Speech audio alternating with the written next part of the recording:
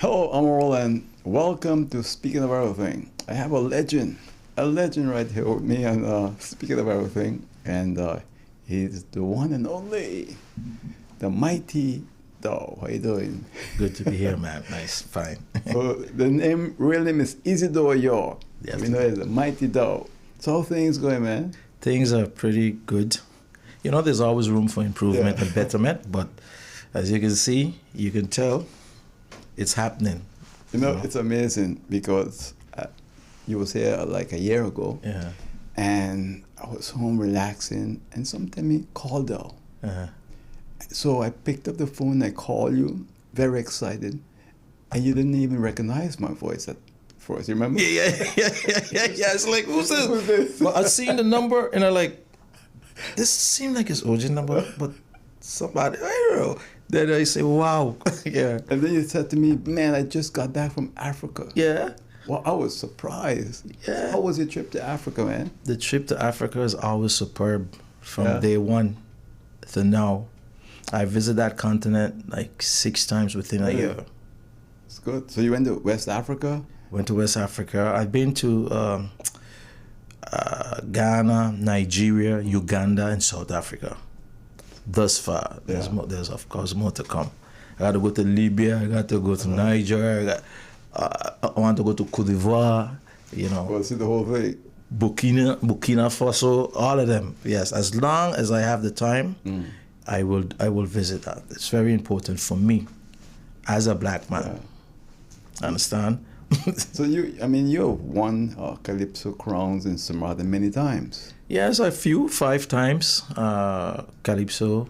I had 4 times Road March, and they had 1 time Soca Rumble, Groovy Soca Rumble. So my winnings is not bad in ratings. So when you went to Africa and you heard the music, what did it remind you of? Well, hearing the music in Africa, and I already known from before that's us. You know, and hearing it was like, it wasn't like, oh, because that's us.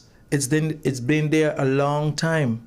Yeah. You know, and the soca, the calypso, the storytelling, the reggae. Well, the reggae, and we know Jamaica is the one who take on that mantle to take it on further, and same as the soca. But all of these genres is very known in Africa, and as a matter of fact, a lot of the genres that you're hearing, and I must thank my ancestors for that, because one thing you will know, they took a lot of things from us. They did us terrible, but we hang on to our tradition. So that was passed on, and you see it's visible. It's you hear it there in the Caribbean, because this is what it is. These rhythms come right back.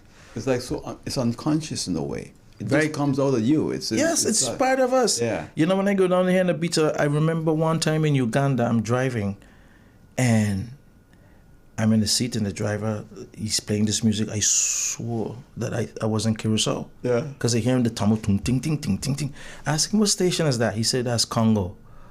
Man, the tumba and the tambour right there for you. I said, wow. And then I remember one thing, I remember this very well. There was a song on the radio, and it was of a calypso nature. So I asked whoever was with me then, I can't remember, I asked them, how long is this song? I said, this song is from long time. This song like maybe from the 50s or 60s, like that. Calypso to the max. Same thing, same beat as we know as it today.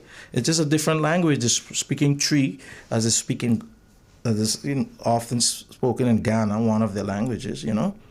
And so it's easy for us to relate. But the beat is so similar. Similar. Look, I recorded 2 of my calypsos there when I was there this year. Wow. I record, but okay. To now, remember, I also produce. So it's just a matter of fact of going to the studio and you dump it over. But also, I got the African brothers involved, they put their little thing to it, like what. But they just stand up and look at me like, it's cool, because they're doing the same thing. But how they receive you though? Oh man, they brothers. I'm like the chief of the tribes and what have you not, the respect that they show, and especially now that you have a talent, they see you as. They rate you. They rate you even without you being any have any expertise or a thing that you don't rate it already. But if you have a talent and a musician, man, they rate you highly. Like you, one guy walked up to me one day, he said, "We have a problem with you." I said, "What's the problem?" He said, "But them chiefs gonna be bringing the daughters for you to marry. What you gonna do?" I said, "I'll marry all of them." But of course, that was a joke because But the gratitude to show you, and of course, you have is different culture because we brought up in different the cultures, maybe a little different. But a lot of us have been indoctrinated wrongly too, So you would get things that they will do that we would not do, things they will say, we would not say that. The way they will say it, we say different. Sometimes that will be a clash between the people because I think on this side of the globe, we're very outspoken. And we don't hold back. We will say what's on our mind. They still in the thing like, I don't want this person to know. Don't say that. Open, they're very discreet with things. But you have to understand the reason for that because that has been orchestrated well by our oppressors. Yeah. So you get this thing. And then people say to me, yeah, but they like to scam down there. And then I would say, okay, doesn't America or Europe scam? It's the same. So if you got it's universal. So they shouldn't label our people as such, right? So if you be not careful, I mean, you run into things like that. But otherwise than that, and sometimes when I'm explaining my experience in Africa to people and my brothers and sisters and my family, like I just wonder, what are they really seeing in me? Because maybe they think, how is he talking about that? This thing is real, man. I cried like a little child the first visit. You were so impressed, huh? Only impressed, touched, but for all knowing that all what our ancestors and what people went through, and people just get tired or there seems to want to not hear it. But for your journey to continue, you have to know where you're coming from, where you came from, what all transpired. I'm not saying we're going to live in the past and we're supposed to get over that so we have total freedom. But how would you know if you don't know? I ask people, it's like home. If you go out, sometimes you're tired, you just want to reach home. But when you reach home, you're at your comfort zone because you're home. It's the same feeling. How many children don't know who their parents are when they grow up? But when they come to age, they're questioning the mother. Who's my father? Or vice versa. And they will go look for them. Because that's just something in the genes that we have. Any child will want to know, who was my dad? How come he didn't look for me? What happened? So they will go look for them. And when they find them, you find that peace, that bond, like, I see where I come from, Yeah. Sometimes we tell people, say, as long as you're a black man, you're an African.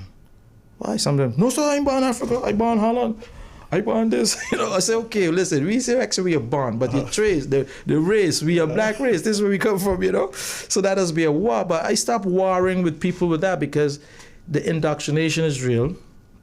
And sometimes there's a quote in the Bible, not all who have eyes will see. They don't literally mean that you are blind, but sometimes some things will be opened up to you and some things not. But being in Africa is a whole different experience. It is for me. And I just can't stop going, to school. So when they ask you where you're from and you say St. Maarten, do they know St. Maarten? No, some of them don't know St. Maarten. Then if you say they know the Netherlands, or you say the Netherlands, or you say the Dutch Caribbean, and you explain them, well, part of the Netherlands, then they understand. Oh, and they go to Caribbean, yeah, okay. They understand, but they know that they have we are descendants from Africa. They know that, hey, the slave ships went this way, so we have family out there. Yeah. But, in terms of, and I guess, you see how this thing was orchestrated, they didn't learn deeply all about the Caribbean. Some of them who are interested would know. But they block us from us knowing down there, and then they block from down there from knowing us out here. They don't want us to go back, and they don't want us to come. It's so amazing because if you look at the Chinese in America, they came to America, and they know who's their family back in China. But for us as black people, we lost. Go back to our family because the aunt, you know what I mean? They scattered our race, you see. They scattered our race. We didn't know where our mother went. We didn't know where our father went. So they scattered us all over the Caribbean. So they broke that, they break up that chain because remember, you see, when they had the door of no return, they know what it was doing because you're not come back. They don't want you to know where you come from. You understand? That's it. Yeah, but the Chinese, they were able to still trace back because we know that our uncle was on the... Just imagine us coming on the ship. Yeah. I know OJ was with me. He was next to me. Then when we land, I don't see him again. I don't know where he went. But spirituality, boy, they lead you back to like, okay, you try to trace back. This guy can trace back. I was there. My father was there. And then have the wreckage. Some records was kept. Some was unkept. But it's a whole scenario. But I see that the world is coming. I see that Africa is rising. If 400 years is not a little bit of years of being oppressed, and it's touching sometime. But I also see that it will be well. And this is my belief, that people will say, yeah, but there were other people, slaves in the world. I tell them, don't ever stand to me and tell this black man. Yeah. Because there's no other race went through to the torture that we went through. They may have people who were slaves before and what they have not. We was ill-treated terribly. That's one. Right? But removed from they scatter us. From the continent. Yes. You took us out. But I always say, you see these amount of wars they're having today. Okay, let me say this way. No black country have ever enslaved nobody. And nobody was colonized by a black country. We have 58 countries in the continent, I think it is, and the rest in the Caribbean Sea. Okay, yeah. My point is, my ancestors did fine because they didn't leave no baggage behind. But the oppressors, they kill. The this, the that, so they got a stain. You understand what I'm saying? I must say, there might be some people who will disagree with you on part of, in terms of, what transpired? What the African countries did. But I think what I wanted to clarify quick for you is that when I brought up the Chinese, they came to America freely.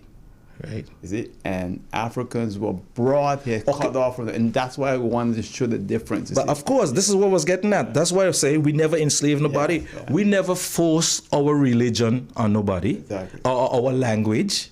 Yeah. We didn't tell you this is what, but they forced religion on us. And then you mentioned that, how you saw religion in Africa when you was there. But look, listen, you have to understand, they force religion on people there. Yeah. They force religion. So now Africa, I find it so amazing, every corner is a church. Yeah. Every corner is a church. But you have to understand, people say Africa's Africa, but they're forgetting one major thing. We were controlled by the same regime of people.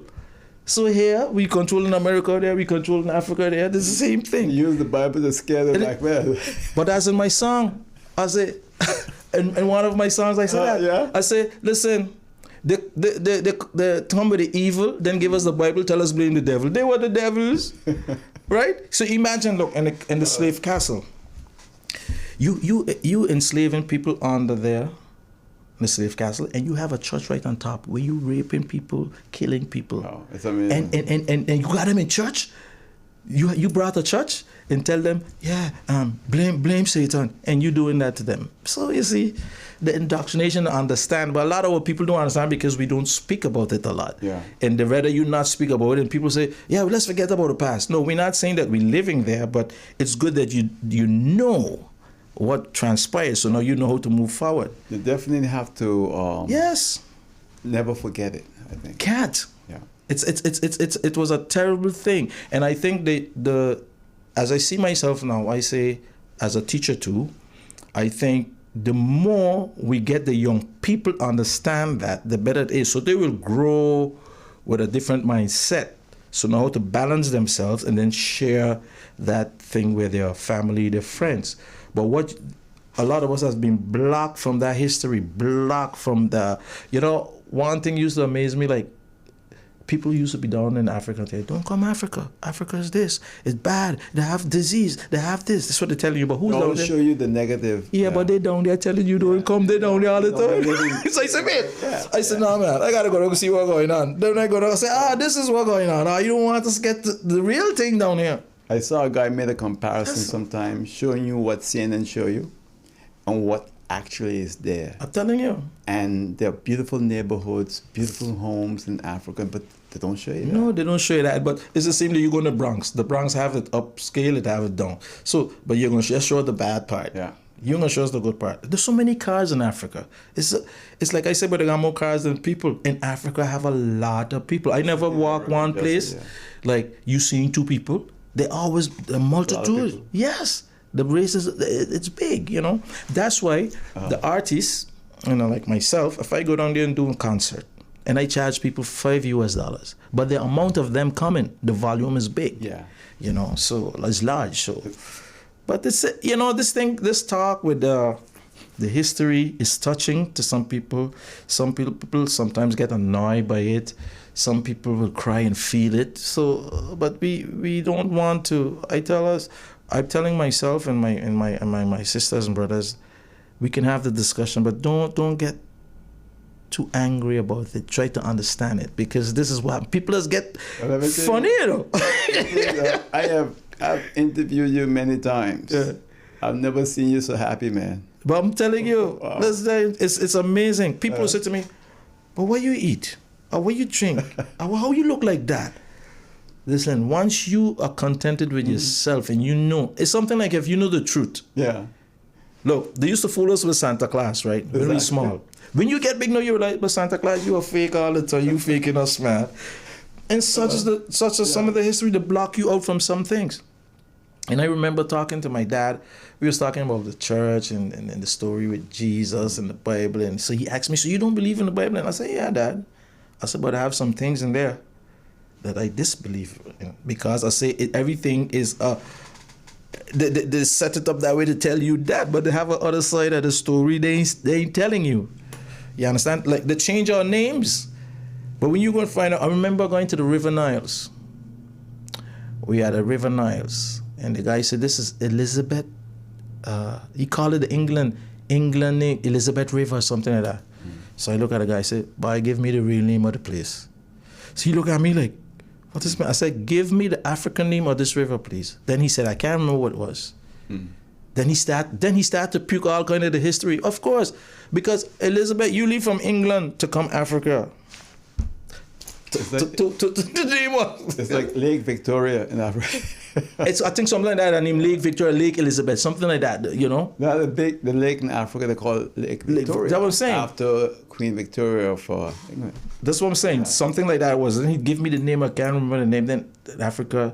Then I tell him, "Oh, look, my name is Isidore, and there's sometimes that I catch myself to pronounce my name. I say it's French, kind of Isidore, Soster, Hilarion." So they asked me, "What day you were born on?" I said, "Saturday." So, your name is Kwame, because they named the children on the day you're born, right? So I wear my wristbands, I'm Kwame. So some people ask me, "What's your name?" I say, "I'm Kwame."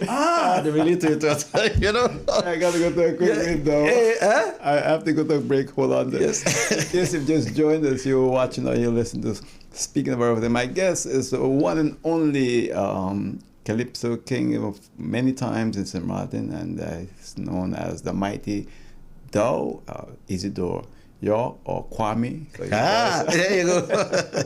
So when we come back, we're going to continue speaking with him right here on Speaking About Everything on YouTube, Facebook, and on Hot 99.9 FM radio. We are vibrant, expressive, warm, and diverse. Together, we conquer, and now we expand into new horizons, giving you more of the best. Introducing our new Bankomatico Plus with wider acceptance, purchase protection, and enhanced security. Whether you're online, traveling, or in paradise, experience more with Windward Island Bank. Bankomatico Plus. More of the best. My guest right here on Speaking of Everything is Kwame. It's the Isidore Mighty Dow York, and it's good to have him here on Speaking of Everything, YouTube, Facebook, and on Hot 99.9 FM radio. We're speaking about his experience in Africa and everything else. You was telling me during the break about you went to visit an African king. And what? Yeah, well, one time at the palace, you know, when was asked to introduce myself, and I introduced myself, and of course now I'm talking about myself. So I say I'm a steel pan player, teacher, artist, recording this, and I had some accolades to my name, and I remember naming some of them off. And when I reached at, I said I was knighted by the Queen of the Netherlands. The chief, the king stopped me and said, "Yeah, you was knighted by the Queen." He said, "Well, we're going to crown you." You know, so I said like that. He said, "No, we're going to crown you. We're going to make you a chief of something for all the work that you're doing." So, and I was like, "But I didn't do that work here." He said, "No, you don't need to do the work here. You are black. You're one of us, and you're doing work out there. But here's home. So we have to thank you for the work you're doing." So then I kind of like relate to it, you know. But it's so amazing, man. Like, listen, a lot of people talk about scam and they talk about food. Listen, the guys don't try anything. And I've learned by step, as I say, kakra, step by step, you learn how to do what's happening, how the feel is of the country, and you adjust. And I've been adjusting fine. That my last trip was basically, I'm telling myself, but now you're growing. And it's helped me a lot with dealing with people. Because you see how they are and things that the teachings that they have, you're still seeing that married women still have respect for their mothers, their parents. Yeah. Unlike us here, man, you get a daughter cussing a mother, and vice versa, sons being disrespectful to their father. You still have it in Africa too, but most of them still have that respect. I see a mother wrapping up her daughter, married. "Are you stupid? Are you crazy? You don't do that." And the daughter don't say anything. "Yes, ma." Here, what? That's a wow. So you see, we learn back and forth. And sometimes we have clashes in terms of the misunderstanding of how we do things. And I when I speak to the brothers in Africa and sisters, I tell them, listen, I use myself as an example. I say, if Mighty Dough is the product, I say you don't drain the product, because then we're not going to eat. We're going to drain this product, then the eating stop. I said, but if you take care of the product, all of us will eat every day, years to come, and we're growing together. Right. You know, and then they begin to understand that, and we have to talk that way to them to see, because a lot of them feel that, you know, we coming from the diaspora, that we have this truckload of money, it's falling off a tree. So I had to say to them, I said, look, we just plan, we work. We plan out everything, you know, the hotel costs this costs that, and we grow. But I would encourage anybody right now, if you a businessman, you want to go invest in Africa, you want to, because it's coming up, and they need you. They need you now. We get our experience here, we're going to go, you help it, and you could be successful. I was listening to one, when I see myself in what I'm going through now, I remember one documentary, one black guy was talking, and he was talking about how he was scammed, how he was this. He said he never gave up. He said it took him like 2 years to get. So he said after he understood the system, he said, "Oh, look at what he built. Yeah. He was good in real estate. He have this business. He have that." So you see, and when you understand how to move, I guess it gets better. But all in one, when they're doing the thing, I remember telling the people, say, "You know, I love you, because you're my brother." One guy told me one time, he said, "You're not black." Boy, when he told me that, you know, because I'm not a shy guy, I said, "You want to bet?" So no, I said, what am I going to tell him? But it's just like something that's been telling me what to say. So I said, "What color was Obama?" He said, "Black." I said, "Yeah, black, right?" I said, "But his mother was white, right? But what they call him?" So I say, "You see, the dominant race is black, right? Because that's the original race, right?" So his friend was there, said, "Tell him, brother, tell him." So I say, "Not because you darker than me, you give you the right to tell me that I'm not black. I say, we come from the same thing, dude. We just was separated. That's it." The man just looked at me like, "Boy, this is one." Because sometimes some people just be intimidated when they say that, but I didn't back down. And it wasn't a why, just like, "You want to bet?" Man, we come good friends. Let me ask you, now that you've been to Africa 6 times, you said? Yeah, yes. So, you ever look back and say to yourself, "Why I wish I'd gone younger"? Many times, but you know, there always is probably say, "No, it's never too late." Yeah. But I said to myself, and I told my wife, I said, "Listen, if I knew back then, why know now?" Why, so and then I said to myself, I said, "You see what I'm building now?" And then we have to come to terms with ourselves. My family's going to be the ones inheriting all the hard work. Right. Now. And so that's just the way it's going to be. Yeah. You understand? Well, that's good. Paving the way, That's paving good. the way. And sometimes I'm talking to my sons, and I think because of the system we live in, they ain't seen it yet, but they are to go with me soon. And then they're going to get a better understand. Because you guys don't understand nothing. Then I come to terms with myself to like, too much talking and too much explanation. If they ain't getting it, leave it alone. Yeah. The time will come. And I'm so happy. Because I used to hear the Fabians and I hear Ras Bushman. I would think he was the one resonated most to me with regards to Africa. So he went to Ethiopia. Yeah, Ethiopia. Stayed a long time there. Yeah. And while talking to him, and then when I went down and I listening to his voice and listening to the rollers and all of them, I put everything together and I put, man, it's like, it's amazing. It's an amazing feeling. It's an amazing feeling. You know, one person told me, say, I don't know what it is, if it's Africa or what, but you always, you like, I say, man, I'm powered up. I'm powered up, if you want, that's the word. I'm powered up, energized. But that was my life as an entertainer. Every time I'm out of St. Maarten, I go away, whether this was in the States, Trinidad, I always come back with this amount of energy. And OJ, I have to tell you, going to Africa is triple time the energy that I used to have. You did some concerts and so there? Well, I did some performances, not this last trip, but in the beginning I was playing in church. I played by bars, you know, introducing the instrument to them because it's not really known down there. Yeah. And trust you me, when I take the students down, the next trip, that's it. So they will see, because now they're only seeing me now. Right. Soloist. Okay, we get it. But when they see the orchestra, I don't know that's a knockout. I don't know that's a knockout. And they ain't holding back to show their appreciation. Like some other people here, that good, but why he good? Why he good? They ain't that. They were gonna roll out the carpet for you. Let me ask you what you think about what Antigua did, Burning Flames. Super.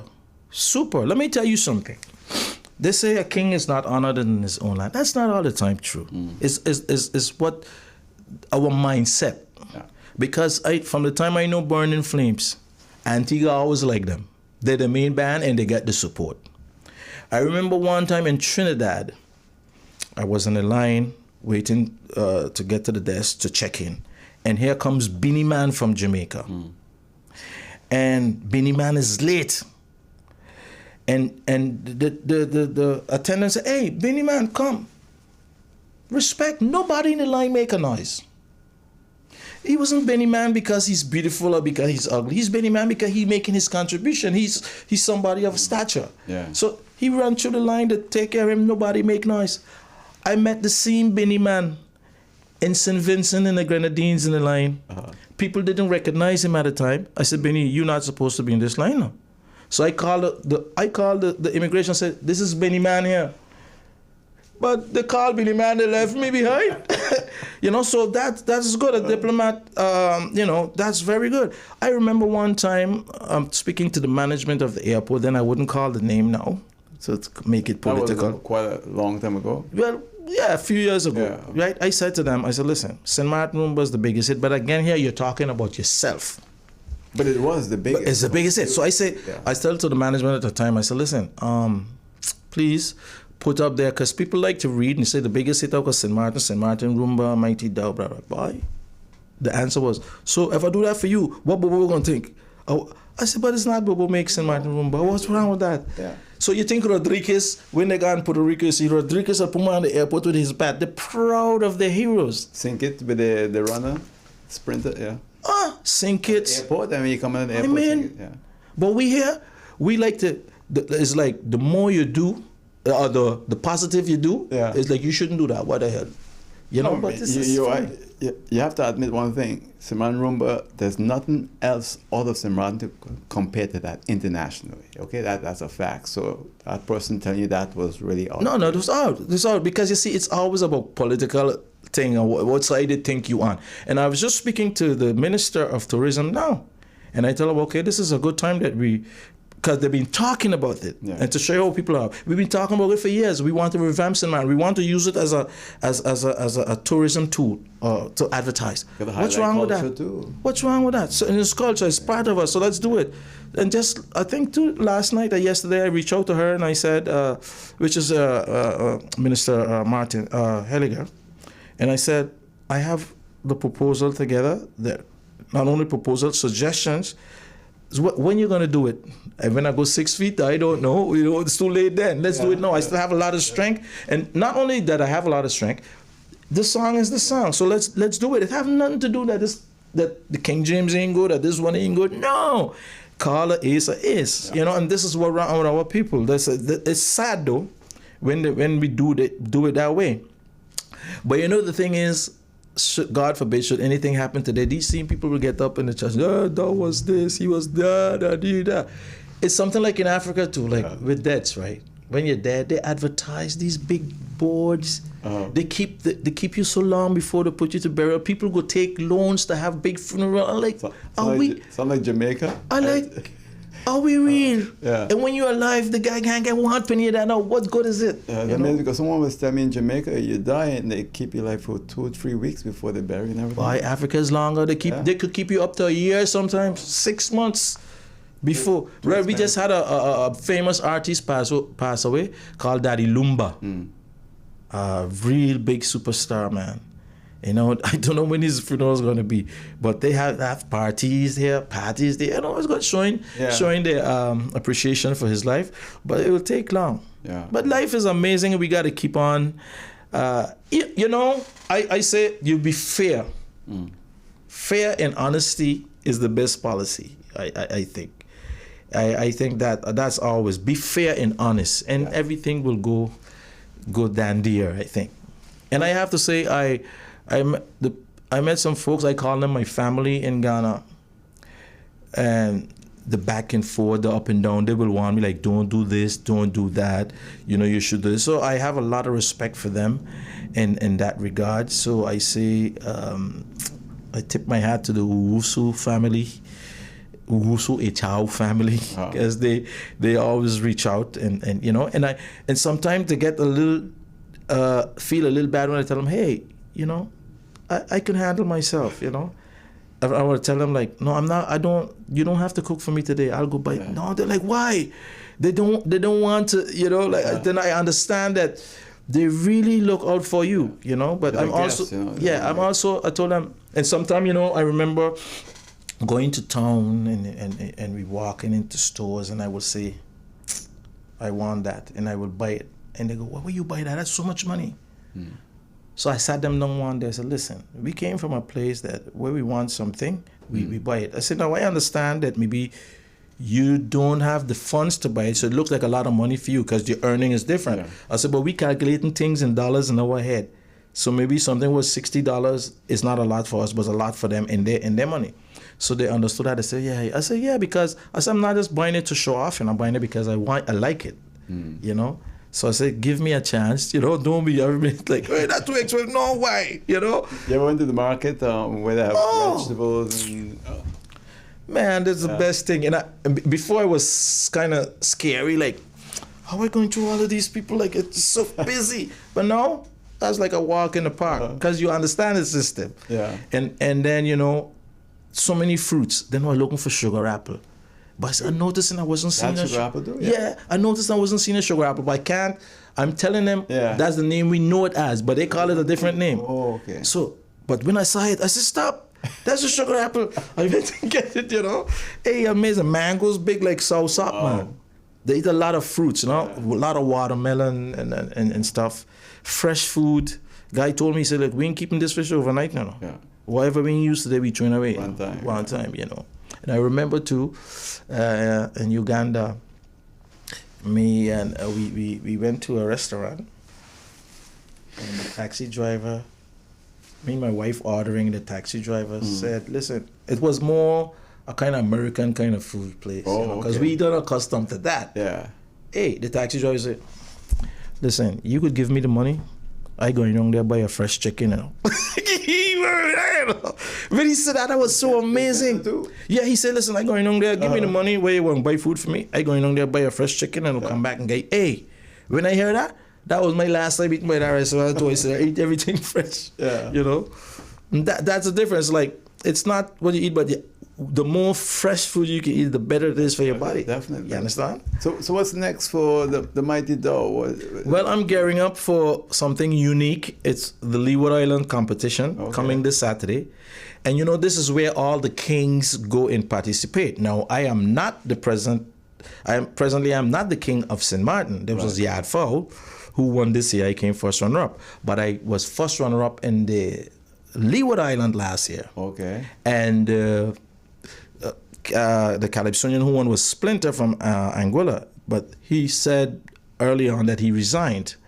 So the committee had asked me to say, well, since you are first runner-up, you will have to defend the Leeward Island.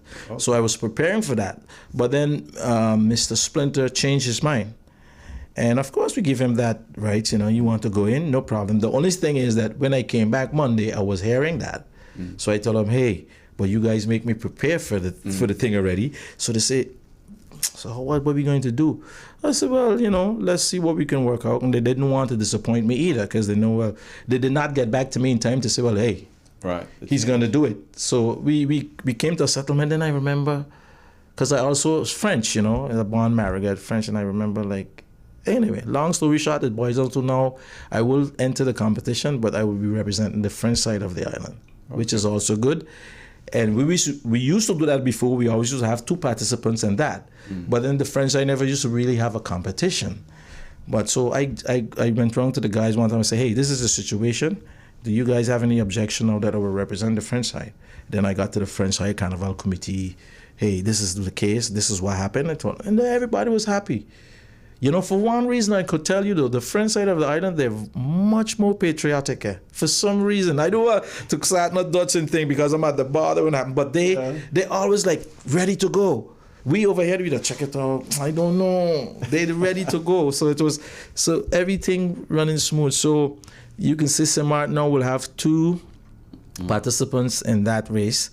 Last year I came first runner-up. Hopefully this year I may go over the top. I don't know. But I will just do my best and bring the message across. Where's it going to be held then? At the Anguilla Lonesome Bowl on Saturday, July 9th. This is Saturday coming. Yeah. So inviting people to come and cheer us on. The Yard Fowl will be there. Mighty Dough, yes, of course, because he won. From this year. You know, people harass me so much in Anguilla, you know, teasing me because they said, Dough, you leave a Yard Fowl beat you? I laugh. So hear me. Well, you gotta come over here, Leeward Island. So I'm gonna see him over here. But I said, Yard Fowl. He come from a similar family, of course, musical family like you. Of course, no. The boy with his grandfather. But he was one of my students too. Oh, okay. Back then, you know, when he's a teacher at Salt, very nice guy. I love him. Yeah. I love him for who he are, and I wish him all the best because he's a humble soul. He's also a teacher too. Right. So he knows exactly how thing goes, and he's a good musician. One thing. I met him for the first time. No, he's cool. He's a great guy. He's cool. Yeah. Cool. You see, what I learned, I'm an aggressive person in terms of my music and want to go forward. But when you humble and you consistent too, the world is yours. Can't stop you. Well, the Mighty Dough, man, congratulations. Thank you. And all the best to you and your family. Thank you, man. Hope you have a good trip again next time when you're going back to Africa. No, but listen, there next time, as I say, they will crown me, so I'm looking forward to it. And you say you're going with the band? And I'm going with the band, so the notches keep going up. So I tell you, OJ, come visit our palace. All right. You know, that's it. I'll be happy to. And they like that. They have no problem. I say, here's yours too. Come on, you know. All right. Nice. Great. Thanks again. Much success. All right. No problem, man. The Mighty Dough right here on Speaking of Everything on YouTube, Facebook, and on Hot 99.9 FM Radio. See you next time. Take care. Bye.